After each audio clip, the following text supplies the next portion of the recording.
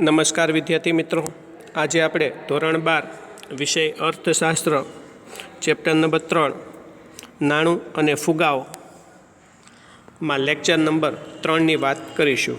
Lecture number 3નો પ્રશ્ન બની જાય છે કે નાણાંનો અર્થ આપી તેના કાર્યો જણાવો. ખ્યાલ આવી જશે. નાણાંનો અર્થ આપી તેના શું જણાવો? કાર્ય જણાવો. ચેપ્ટરનું નામ હતું નાણું અને ફુગાઓ. આપણને પહેલાં ખબર છે, પહેલો સવાલ આપણે જોઈએ કે સાટા પદ્ધતિનો અર્થ આપી તેની મર્યાદા જણાવો. સાટા પદ્ધતિના 3 મર્યાદા. પહેલો મુદ્દો જરૂરિયાતોનો પરસ્પર મેળ બેસાડવાની સમસ્યા. બીજો મુદ્દો મૂલ્યના સંગ્રહની મુશ્કેલી. ત્રીજો મુદ્દો મૂલ્યના માપનની મુશ્કેલી.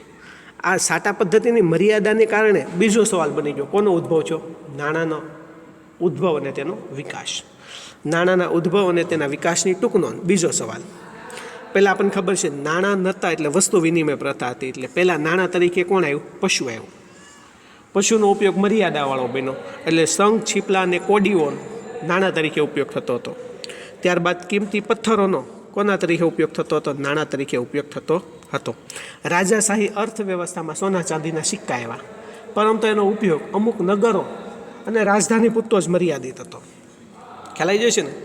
એને કારણે થઈ અને આપણે વાત કરીએ તો કે લોકશાહીને શોધ થવાને કારણે, ઔદ્યોગિકરણ થવાને કારણે અને કેન્દ્રીય સત્તાના પીઠબળને કારણે વર્તમાન સમયનું નાણું અસ્તિત્વમાં આવ્યું, જે સર્વ સ્વીકૃત બન્યું છે.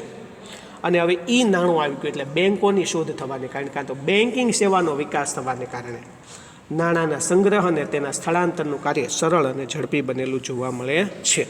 પણ નાણું એટલે શું?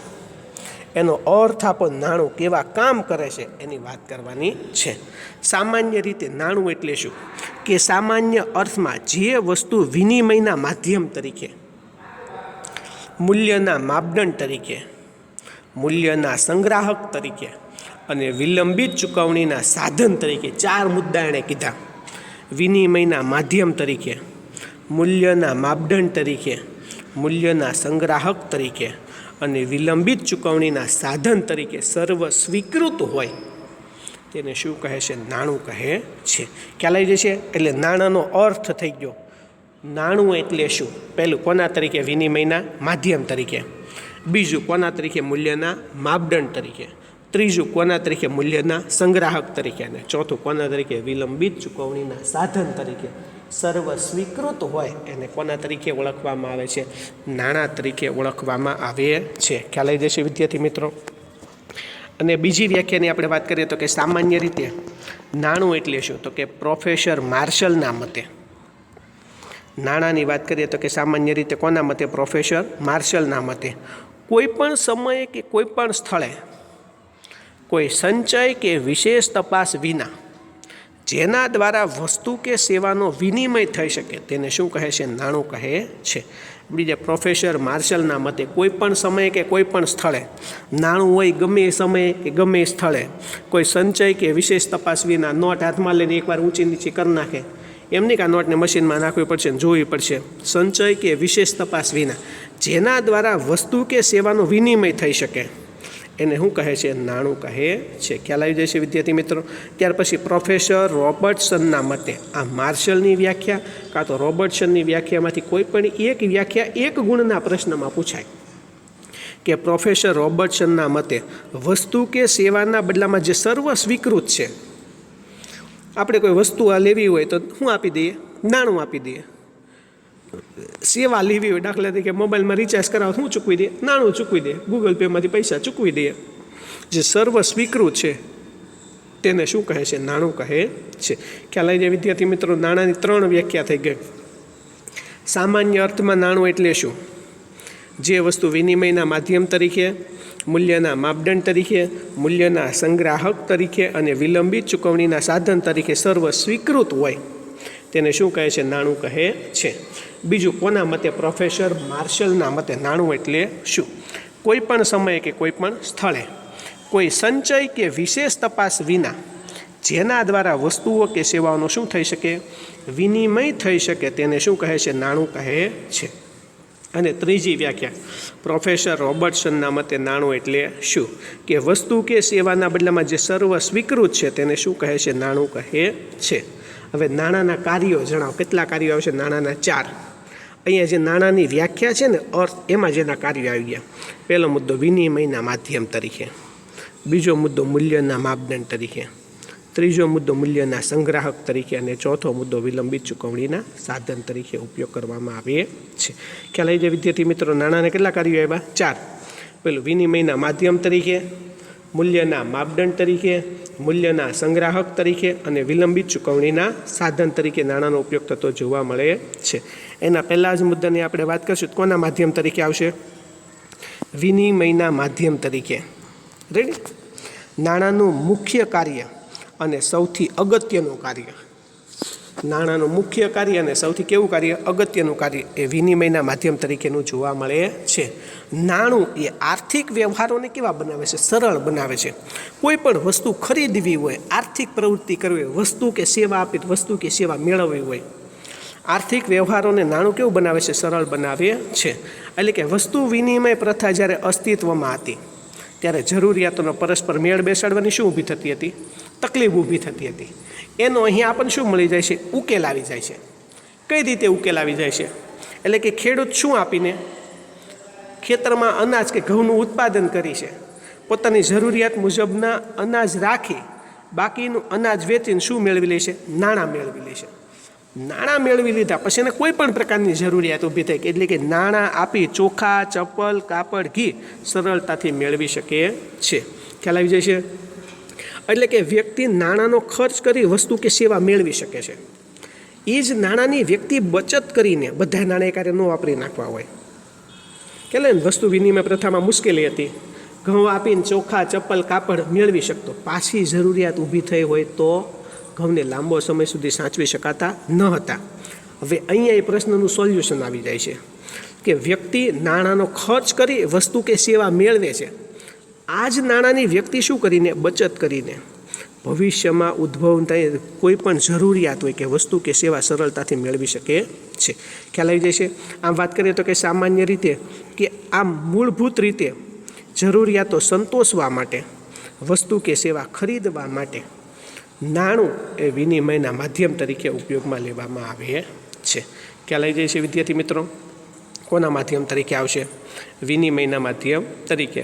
કે નાણાંનું આપણે વાત કરીએ તો કે સૌથી નાણાંનું મુખ્ય કાર્ય અને સૌથી અગત્યનું કાર્ય કોના તરીકેનું છે? વિનિમયના માધ્યમ તરીકેનું છે. નાણું એ આર્થિક વ્યવહારોને કેવા બનાવે છે? સરળ બનાવે છે. કે વસ્તુ વિનિમય પ્રથામાં જરૂરિયાતોનો પરસ્પર મેળ બેસાડવાની શું ઊભી થતી હતી? તકલીફ ઊભી થતી હતી. તેનો અહીં ઉકેલ આવતો જોવા મળે છે. એટલે કે ખેડૂત ઘઉં આપીને શું મેળવે છે? નાણાં આપે છે. અને નાણાંની મદદથી તે ચોખા, ચપ્પલ, કાપડ, ઘી સરળતાથી મેળવી શકે છે. આમ વ્યક્તિ નાણાંનો ખર્ચ કરીને વસ્તુ કે સેવા મેળવી શકે છે. ઉપરાંત નાણાંની શું કરીને? બચત કરીને ભવિષ્યમાં ઊભી થનારી જરૂરિયાતોની વસ્તુ કે સેવા સરળતાથી મેળવી શકે છે. આમ મૂળભૂત રીતે જરૂરિયાત સંતોષવા માટે, વસ્તુ કે સેવા ખરીદવા માટે નાણું એ વિનિમયના માધ્યમ તરીકે ઉપયોગમાં લેવામાં આવે છે. ત્યાર પછીના બીજા મુદ્દાની વાત કરીએ તો કે મૂલ્યના સંગ્રાહક તરીકેનું કાર્ય. પશુ છે તેને લાંબા સમય સુધી સાચવી શકાતા નહોતા. નાણું હોય તો મૂકી દઈએ, 10 વર્ષ, 20 વર્ષ, 30 વર્ષ પછી કામ લાગશે. એટલે કે મૂલ્યના સંગ્રાહક તરીકેનું કાર્ય. કે અનાજ કે પશુ સ્વરૂપના જે મૂલ્ય હતો એનો કેવા સમય સુધી? લાંબા સમય સુધી સંગ્રહ કરી શકાતો ન હતો. પરંતુ નાણાંનું બીજું અગત્યનું કાર્ય એ મૂલ્યના સંગ્રાહક તરીકેનું છે. એટલે કે વ્યક્તિ, આપણે વાત કરીએ તો કે પોતે ઉત્પન્ન કરેલ વસ્તુ કે સેવા આપીને શું મેળવે છે? નાણાં મેળવે છે. અને આ નાણાંનો પાછો વ્યક્તિ શું કરીને? સંગ્રહ કરીને ભવિષ્યમાં ઊભી થનારી વસ્તુ કે સેવાની જરૂરિયાત સરળતાથી સંતોષી શકે છે. આમ નાણું એ મૂલ્યના સંગ્રહના કાર્યને કેવું બનાવે છે? સરળ બનાવે છે. ખ્યાલ આવી જાય વિદ્યાર્થી મિત્રો? મૂલ્યના સંગ્રાહક તરીકેનું કાર્ય. અનાજ કે પશુ હતા એને કેવા સમય સુધી? લાંબા સમય સુધી એનો સંગ્રહ કરી શકાતો ન હતો. પરંતુ નાણાંની બીજી અગત્યની કામગીરી મૂલ્યના સંગ્રાહક તરીકેની જોવા મળે છે. એટલે કે વ્યક્તિ, આપણે વાત કરીએ, પોતે ઉત્પન્ન કરેલ વસ્તુ કે સેવા આપીને શું મેળવી લે છે? નાણું મેળવી લે છે.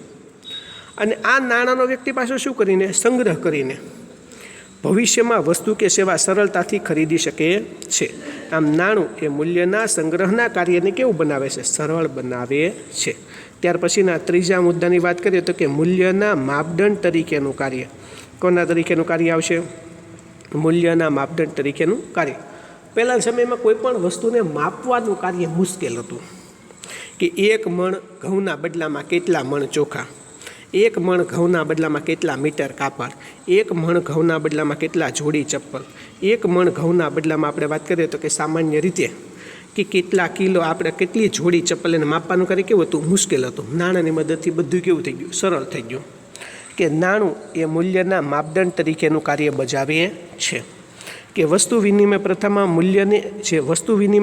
મૂલ્યને યાદ રાખવું પડતું હતું કે 1 મણ ઘઉં બરાબર કેટલા મણ ચોખા, કેટલા મીટર કાપડ, કેટલા કિલો ઘી, કેટલા જોડી ચપ્પલ. પરંતુ નાણું આ કાર્યને કેવું બનાવે છે? સરળ બનાવે છે. નાણાંને કારણે કિંમતોનું તંત્ર કામે લાગે છે, જેને કારણે વસ્તુ કે સેવાની કિંમત નક્કી થતી જોવા મળે છે. ખ્યાલ આવી જાય છે? નાણું એ આપણે વાત કરીએ તો કે સામાન્ય રીતે મૂલ્યના માપદંડના કાર્યને સરળ બનાવે છે. નાણાંને કારણે કિંમતોનું તંત્ર કામે લાગે છે. કિંમતોનું તંત્ર કામે લાગે, જેને કારણે વસ્તુની કિંમત નક્કી થાય કે ભાઈ ચપ્પલ છે, કેટલા લોકો ચપ્પલ બનાવે છે, કેટલા જોડી ચપ્પલ બનાવે છે, એને આધારેની કિંમત નક્કી થતી હોય છે. કિંમતોનું તંત્ર કામે લાગે છે, જેને કારણે વસ્તુ કે સેવાની કિંમત નક્કી થતી જોવા મળે છે. અને જેથી મૂલ્યની ગણતરી સરળ બને છે અને મૂલ્યનો તુલનાત્મક અભ્યાસ સરળ બનાવી શકે, જેને કારણે તુલનાત્મક અભ્યાસ સરળ કરી શકાય છે. અને આપણે વાત કરીએ તો કે જેથી નિર્ણયોની પ્રક્રિયા ઝડપી બનતી જોવા મળે છે. કંઈ ખબર પડી નહીં એવો પ્રશ્ન ઊભો થાય. સરળ મુદ્દામાં વાત કરીએ, મૂલ્યના માપદંડ તરીકેનું કાર્ય. નાણું એ મૂલ્યના માપદંડ તરીકે અગત્યનું કાર્ય ભજવે છે.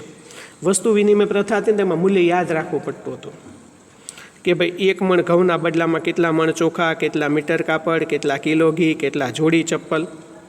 પરંતુ નાણું આ કાર્યને કેવું બનાવે છે? સરળ બનાવે છે. કઈ રીતે? કિંમતોનું, નાણાંને કારણે કિંમતોનું તંત્ર કામે લાગે છે, જેને કારણે વસ્તુ કે સેવાની કિંમત નક્કી થાય છે.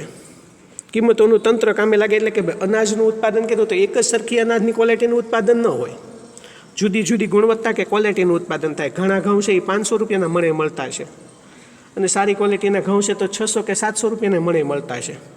ખરાબ હશે તો 200 રૂપિયાના મણે મળતા છે. રેડી? એટલે કે વાત કરીએ તો કે નાણું આ ગણતરીને સરળ બનાવે છે. નાણાંને કારણે તુલના કરી શકાય છે. ઘઉં હોય તો કે 500વાળા કયા ઘઉં છે, 300વાળા કયા ઘઉં છે, 700વાળા કયા ઘઉં છે. રેડી? જેને કારણે આપણે વાત કરીએ તો કે નિર્ણયોની પ્રક્રિયા ઝડપી બને છે. હવે આપણી પાસે 500 રૂપિયા હોય તો આપણે કેવા ઘઉં લઈશું? કાં 500વાળા લઈશું, કાં 300વાળા લઈશું. એટલે કે નિર્ણયની પ્રક્રિયા નાણાંને કારણે કેવી બને છે? ઝડપી બનતી જોવા મળે છે. ખ્યાલ આવી જાય? ત્યાર પછીના ચોથા મુદ્દાની વાત કરીએ તો કે વિલંબિત ચૂકવણીના સાધન તરીકેનું કાર્ય.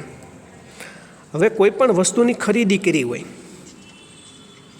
અને એના નાણાંની ચૂકવણા 2 કે 3 માસ પછી આપણે એના પૈસા દેવાના હોય તો વ્યાજ સહિતની ચૂકવણી માન્ય ગણવામાં આવે છે. ખ્યાલ આવી જાય ને? આપણે તરીકે અત્યારે આપણે કોઈ પણ વસ્તુની ખરીદી કરી છે, એના પૈસા આપણે 3 મહિના પછી દેવાના છે, તો વ્યાજ સહિતની ચૂકવણી માન્ય ગણવામાં આવે છે. એટલે કે નાણું એ દેવું કરવાનું સાધન ગણાય છે. નાણું શું કરવાનું સાધન ગણાય છે? દેવું કરવાનું સાધન ગણાય છે. આમ નાણાંનો સંગ્રહ કરી શકાય છે, જેથી નાણું એ વિલંબિત ચૂકવણીના ધોરણ તરીકે પણ ઉપયોગમાં લેવામાં આવે છે. ખ્યાલ આવે? વિલંબિત ચૂકવણીના સાધન તરીકે. વસ્તુ વિનિમય પ્રથામાં મુશ્કેલી હતી. દાખલા તરીકે અનાજના બદલામાં આપણે પશુ લીધું હોય તો એમ કીધું હોય, એક બકરી આપણે લીધી હોય 5 મણ અનાજના બદલામાં, તો એમ કે ભાઈ 5 મણ અનાજના બદલામાં 1 બકરી, પણ અત્યારે હું તમને 2 મણ અનાજ આપું, આવતે વર્ષે 3 મણ અનાજ આપું. આવતે વર્ષે કેવું અનાજ પાકે એનું કોઈ ખબર હોય ખરી? નહીં. અત્યારના સમયમાં આપણને ખબર છે 5000માં કોઈ એક બકરી લીધી હોય તો એમ કહી દે ભાઈ અત્યારે આ વર્ષે હું તમને 2000 આપું, આવતે વર્ષે હું તમને 3500 500 વધારે આપી દે. કોના સહિતની ચૂકવણી થઈ ગઈ? વ્યાજ સહિતની ચૂકવણી. તો કોઈ ના પાડશે નહીં, કારણ કે આવતે વર્ષે કાંઈ પૈસા બદલાઈ જવાના છે? નથી બદલાઈ જવાના. એટલે કે નાણું એ વિલંબિત ચૂકવણીના સાધન તરીકે કાર્ય કરતું જોવા મળે છે. ટૂંકમાં નાણું એ દેવું કરવાનું, માથે કરવાનું, આપણી ભાષામાં વાત કરીએ તો સાધન ગણવામાં આવે છે. આમ નાણું એ મૂલ્યના સંગ્રાહક તરીકેનું કાર્ય સરળ બનાવતું હોવાને કારણે એ વિલંબિત ચૂકવણીના ધોરણ તરીકે પણ ઉપયોગમાં લેવામાં આવે છે. ખ્યાલ આવી જાય છે વિદ્યાર્થી મિત્રો કે નાણાંનો અર્થ આપી નાણાંના શું જણાવો, કાર્ય જણાવો. નાણાંની 3 વ્યાખ્યા આપણે જોઈ ગયા. સામાન્ય અર્થમાં પ્રોફેસર માર્શલના મતે અને પ્રોફેસર રોબર્ટસનના મતે. અને નાણાંના કેટલા કાર્યો આવે? 4 કાર્યો. પહેલો મુદ્દો વિનિમયના માધ્યમ તરીકે કોઈ વસ્તુ આપીને નાણું મેળવી લે. જ્યારે જરૂર પડે ત્યારે આપણે વાત કરીએ તો કે નાણાં દ્વારા જરૂરિયાત સંતોષી શકાય છે. બીજો મુદ્દો મૂલ્યના સંગ્રાહક તરીકે. અનાજ હોય કે પશુઓને લાંબા સમય સુધી ન રાખીએ કે નાણું એને ગમે એટલા વર્ષો સુધી રાખી શકાય.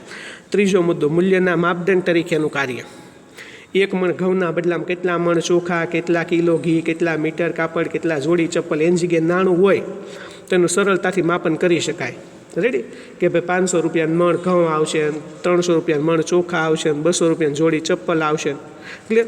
પછી વિલંબિત ચૂકવણીના સાધન તરીકે રાઈટ નાણું હોય તો 2 કે 3 માસ પછી આપણે પૈસા ચૂકવવાનું તો વ્યાજ સહિત ચૂકવીએ કે નાણાં દ્વારા દેવું કરી શકાય છે.